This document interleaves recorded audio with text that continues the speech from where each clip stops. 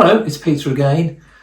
We decided that we were going to decorate one of the rooms downstairs, and we decided that really we wanted to replace the skirting boards. So this video is showing you some of the things that we did, some of the ideas that you might want to take on board if you decide you're going to replace your skirting boards when you come to decorate. One of the things we thought we'd do before we actually decorate the room is to replace the skirting boards. So these are the skirting boards that are on in here, which are pretty nondescript, not very exciting, not very pleasant. So we're going to take those off and replace them with these, which are they're a composite material. They're going to just going to stick them on like that. I think that's going to make quite a bit of difference. I'm going to share a tip with you. It was something that was passed on to me when I was working with a professional several decades ago now. But as you can see, I've just taken this skirting board off and it's got nails sticking out of it. And when I was working with this chap, he said to take the nails out. I said, yeah, that's okay, I'll do that in a minute. He said, no, you won't, you'll do it now. Because he said, if you put that down and the nails sticking up, eventually, one of these days, you're going to tread on that. It's going to go into your foot and you'll be off work for a week. So it's going to cost you a fortune. So he said, you make sure you take those nails out now. So I've remembered that. That's what I'm going to do now, is to take the nails out and then a piece of wood is safe. Now I've just loosened this skirting board and I've got it away, I've got it out of here. But something I just want to share with you, and this is not, I can't take the credit for this, this is not my idea, is that you'll see in the corner here, we have an angle. I don't know what the angle is. I know in most of the other corners, they're 90 degrees, so I'm going to be cutting a mitre of 45 degrees. But I don't know what that one is. And I was talking to Karen about this, and she said, well, haven't you got the piece of wood that you took out of there? I thought, yeah, I had. So before you go and throw the skirting board away, hang on to it, because that is the angle that you need. I don't know what it is, but I'm going to put it in the circular saw and match it up, and that will give me the angle that I need. So don't be in too much of a hurry to get rid of it.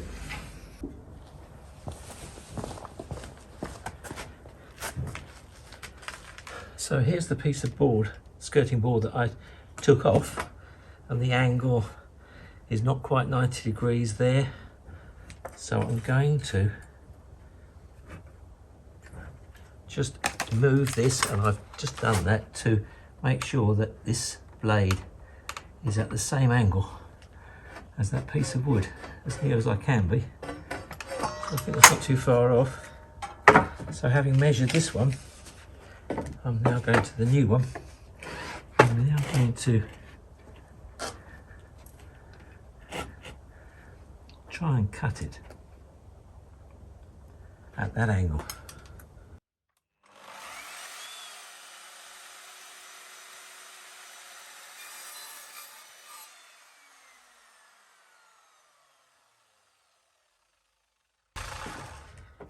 And now, because I reckon it's the same angle both ways, I'm going to cut this one to fit inside it.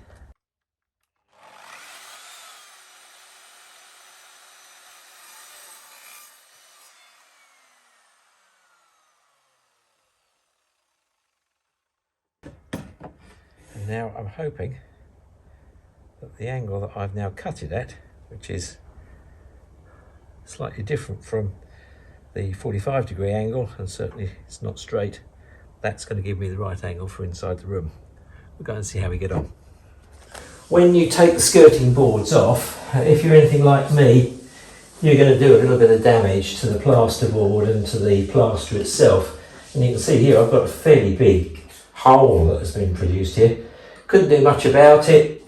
The plasterboard's not up against very much, so therefore when you get a bolster or some sort of lever to get that away, you can do some damage.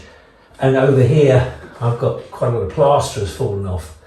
Don't worry too much about that, because when you get your new skirting board, it's going to cover up a multitude of sins. So a lot of the damage that you do will just disappear. You won't see it. So don't worry too much about that. You may have some filling to do, but I think I'm going to get away with it. Okay, I've got the first piece of skirting board on at the back of the room. So I'm now going to, I've cut the mitre to go into the corner there. But it's too long at the moment. So I've got to cut it, and I've got to get a funny angle here. I've talked about that, about cutting that the same as the previous piece that I took off there. What I'm going to say now, you've heard before, I'm sure, but I just don't think you can say it often enough, because we've all made mistakes, is measure twice and cut once. So I'm going to measure this twice, make sure I cut it the right length, so that I don't get something that's either be too short, rather than being too long. Okay, so I'm going to measure it twice and then cut it. Okay, I've cut a mitre joint to go into that corner, and that's not bad. And then what we should do is to measure it. And I know we keep on about this, but we say measure twice and cut once, because if you get it wrong, and we've all done that, it can actually stop you finishing the job, and can be very expensive as well. So ideally what I would do is I'd measure from there to there, and that gives me 72.4.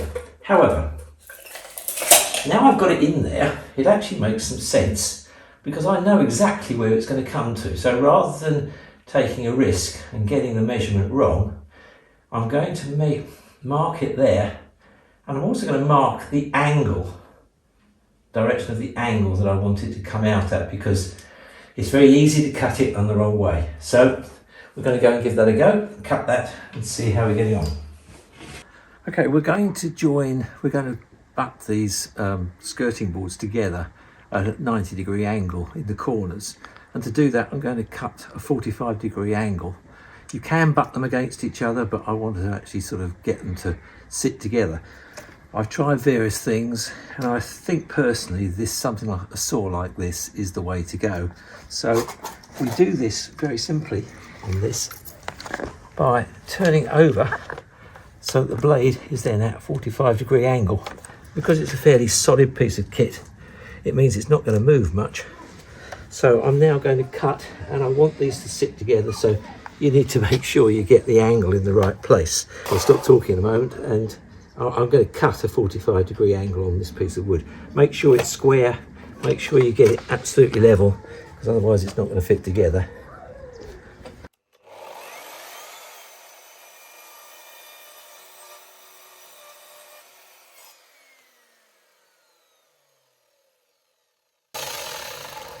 Nice, simple, clean cut. So I'm now going to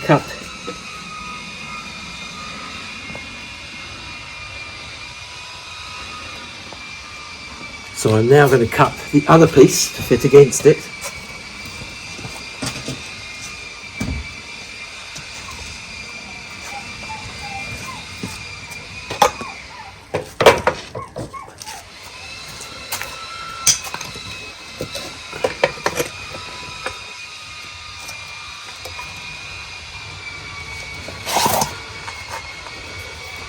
I'm going to get the angle, get it nicely tight in the saw, make sure it fits, line it up, make sure we get the right angle, and now I'm going to cut it.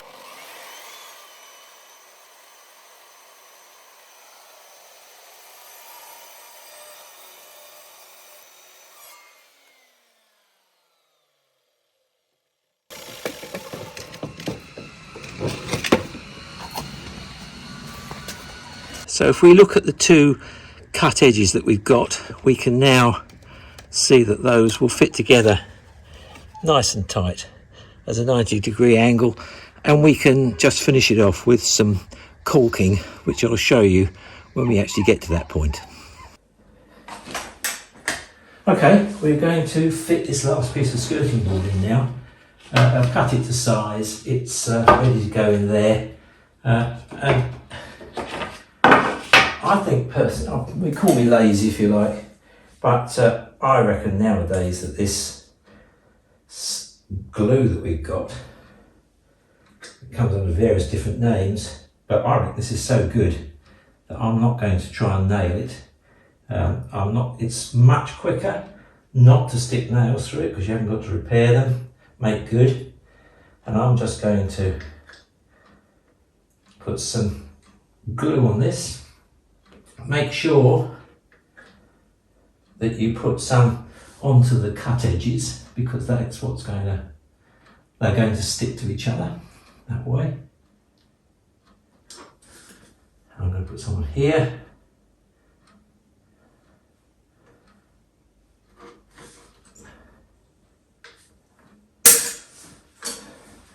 And then I'm going to just pop that into place. And hopefully it's going to sit up there quite nicely.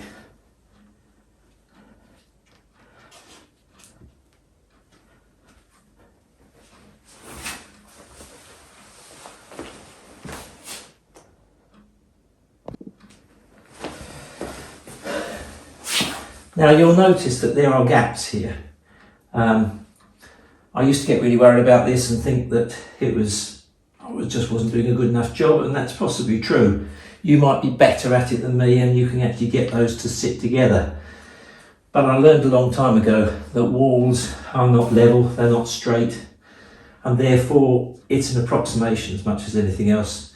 And what we're going to have to do is to fill those with caulk, and once we've done that, it's pretty likely that nobody's actually going to see that, providing we've got that fairly close. So I'm going to let that go off first of all, just settle, and then we'll have a go at fitting some caulking to fill those gaps. Well, it's several days since I attached the skirting board, just stuck it on. It's as set as it's going to be now, it's pretty firm. But you can see that there was always going to be a problem here with this angle, trying to get it absolutely right. And I'm pretty pleased with it, but I clearly can't leave it like that. There's a big gap there. And I'm not too worried about that. There's a gap on this side as well. It's almost inevitable, I think.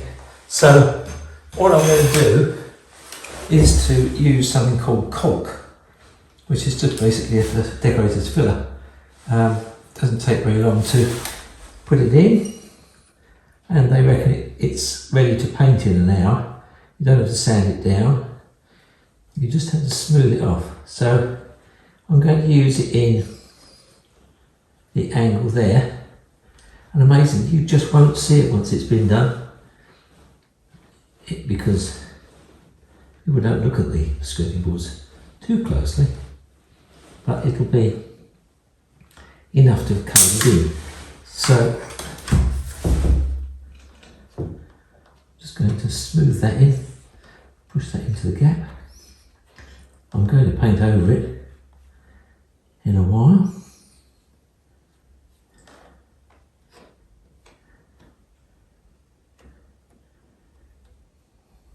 Because it's no longer dark, it's not showing up, you're surprised that you just won't see that there was a gap there in the first place. I'm also going to use it along the top of the skirting board, because this walls are not perfectly straight, and therefore I'm just going to run it along the top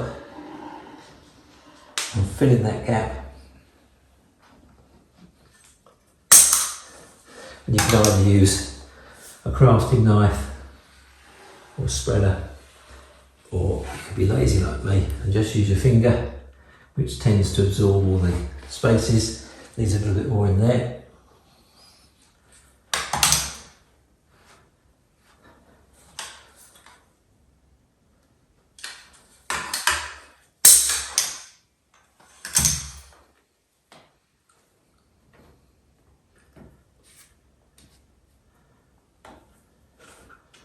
And just use it to cover up any of the other areas that need it. Okay, and it's as quick and easy as that. Might need to go and give it a little bit more a little bit later on, but that'll work for me, and that works a treat. Well, we've just about finished. You can see we've emulsioned the walls now. We've finished doing the skirting boards, finished caulking them, painted them with gloss paint. So we're pretty much finished in this room now. thank you very much for joining me. I hope you've enjoyed it. We've got some other videos of other things which you might like to join me on, and I hope to see you again soon in the future. So bye for now.